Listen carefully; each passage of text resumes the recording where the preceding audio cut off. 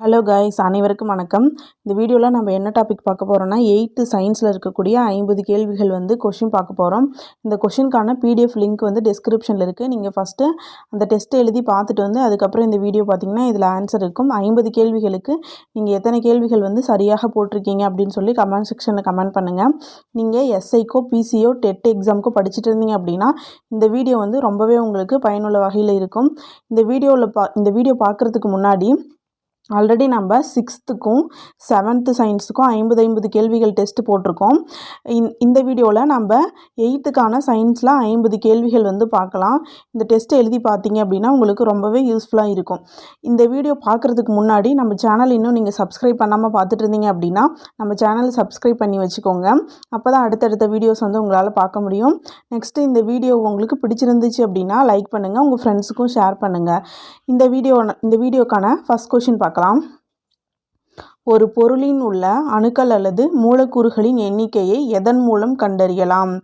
முதல் கேள்விக்கான சரியான ஆன்சர் ஏ ஆப்ஷன் மோல். ஒரு பொருளில் உள்ள அணுக்கள் அல்லது மூலக்கூறுகளின் எண்ணிக்கையை மோலின் மூலம் கண்டறியலாம். ஓகேங்களா? இரண்டாவது கேள்வி, இரு நேர்கோடுகள் அல்லது இரு தளங்களின் குறுக்கு வெட்டினால் உருவாகும் கோணம் என்ன? Talakona, B option. மூணாவது கேள்வி, தலக்கோணத்தின் SI அலகு என்ன? Radian, C option. மூணாவது கேள்விக்கு சி ஆப்ஷன்.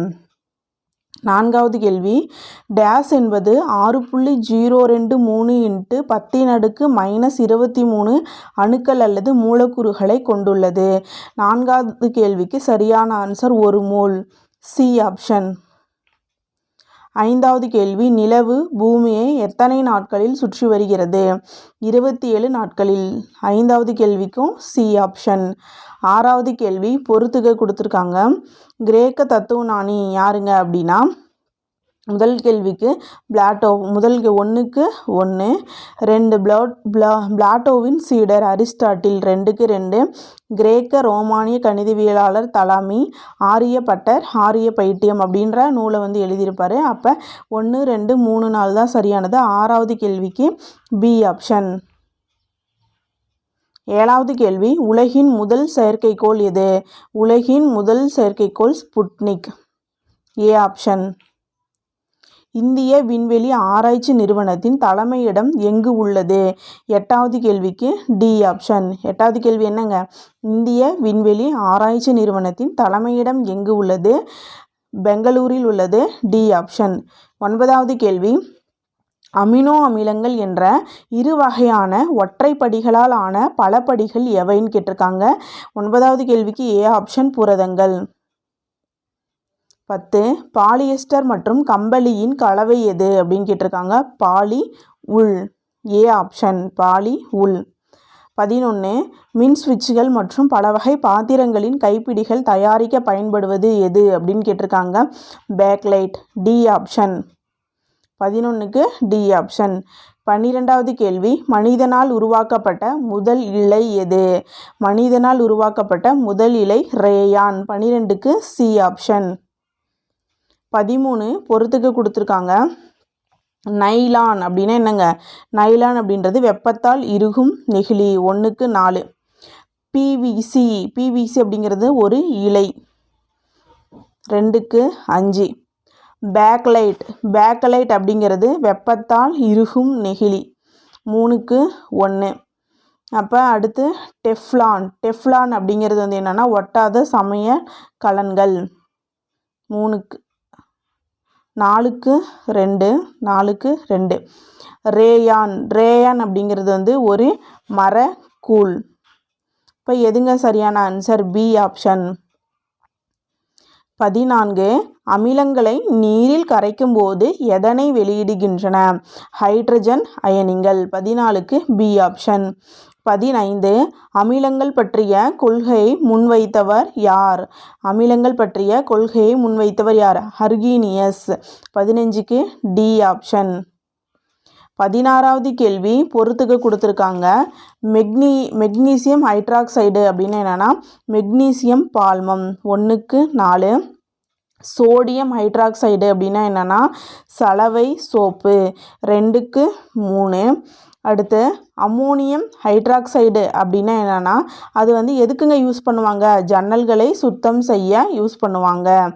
3க்கு 2. கால்சியம் ஹைட்ராக்சைடு அப்படிங்கிறது வந்து சுண்ணாம்பு நீர். 4க்கு 1. அப்போ சரியான ஆன்சர் என்னென்னா டி ஆப்ஷன். 16வது கேள்விக்கு டி ஆப்ஷன். 17 கரைசலின் அமில கார தன்மையை கண்டறிய பயன்படுத்தப்படும் நிறங்காட்டி. கரைசலின் அமில கார தன்மையை கண்டறிய பயன்படுத்தப்படும் நிறங்காட்டி எது? மஞ்சள் தூள். 17க்கு பி ஆப்ஷன். 18 காற்று அடைக்கப்பட்ட பானங்களில் பயன்படும் அமிலம் எது? இந்த 7up மெரண்டா இந்த மாதிரி கூல்ட்ரிங்க்ஸ்லாம் இருக்குது இல்லையா, அதில் அந்த மாதிரி காற்றடிக்கப்பட்ட பானங்களில் பயன்படுத்தக்கூடிய அமிலம் எது அப்படின்னு கேட்டிருக்காங்க. 18க்கு டி ஆப்ஷன் கார்பானிக் அமிலம். 19 ராஜ திரவகம் என்ற கலவையின் வேதியியல் வாய்ப்பாடு என்னன்னு கேட்டிருக்காங்க. A option 3 HCl + HNO3. அடுத்து 20வது கேள்வி மனித உடம்பின் pH மதிப்பு தோராயமாக எவ்வளோ இருக்கும் அப்படின்னு கேட்டிருக்காங்க. 20வது கேள்விக்கு ஏ ஆப்ஷன் 7.0 to 7.8. 21 பொறுத்துக. சலவை சோடா அப்படின்னா என்னங்க? சலவை சோடா அப்படின்றது சோடியம் கார்பனேட். 1க்கு 3. சமையல் சோடா அப்படின்னா சோடியம் பைகார்பனேட். ரெண்டும் கன்ஃபியூஸ் ஆகக்கூடாது. சலவை சோடா அப்படின்னா சோடியம் கார்பனேட், சமையல் சோடா அப்படின்னா சோடியம் பைகார்பனேட். சலவைத்தூள் அப்படின்னா கால்சியம் ஆக்சிக்ளோரைடு.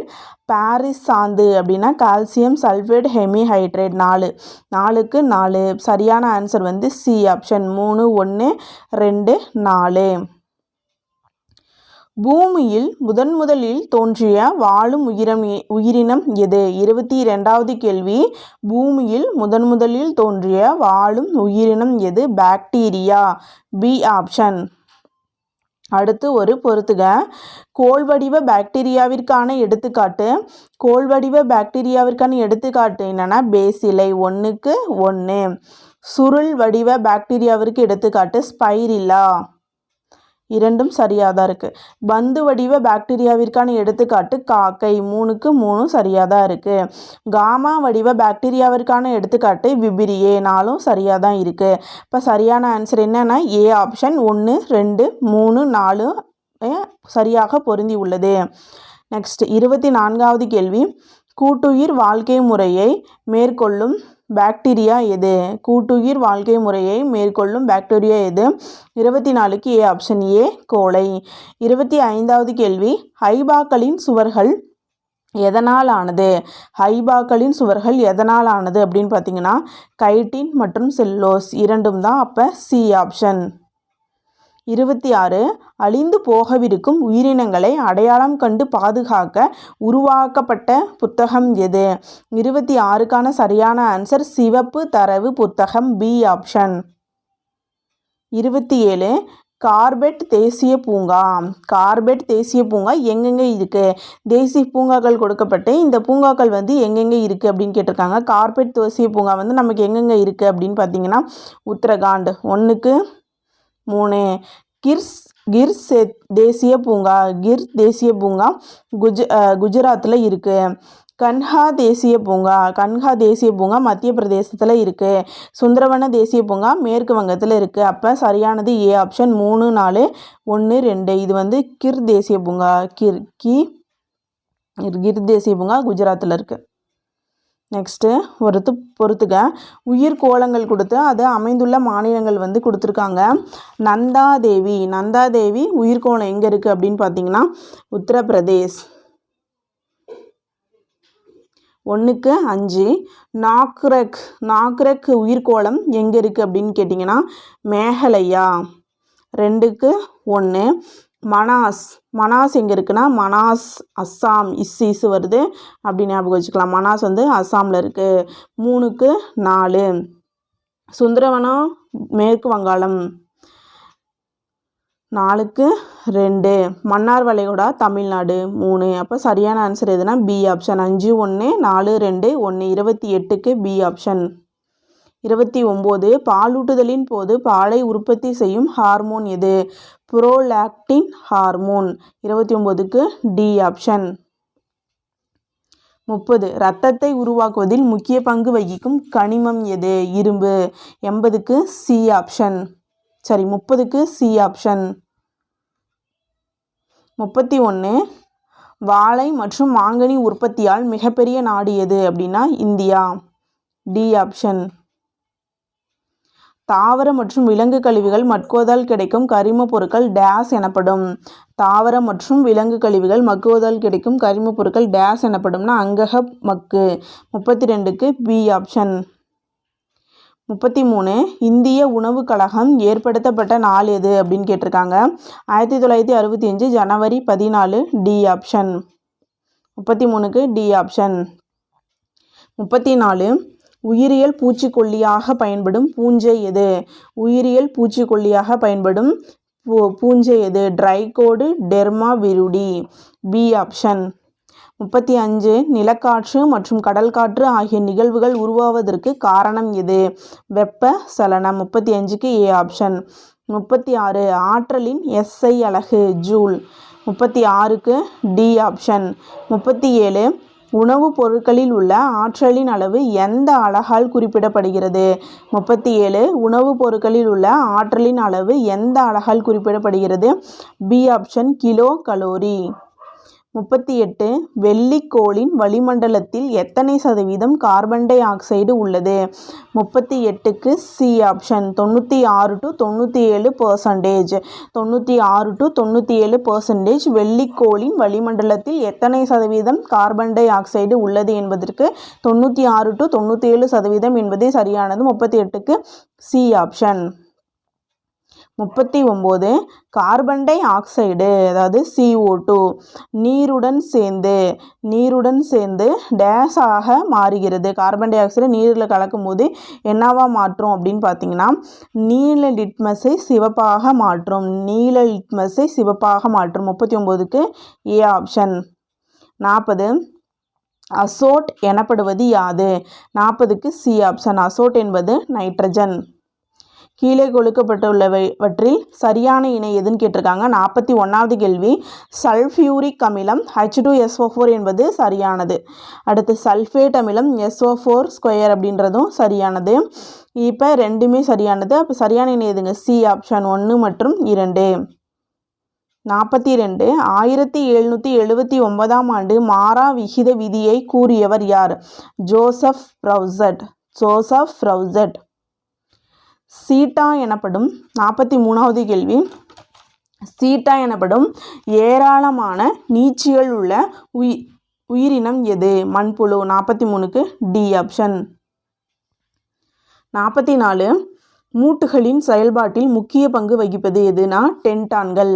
B option.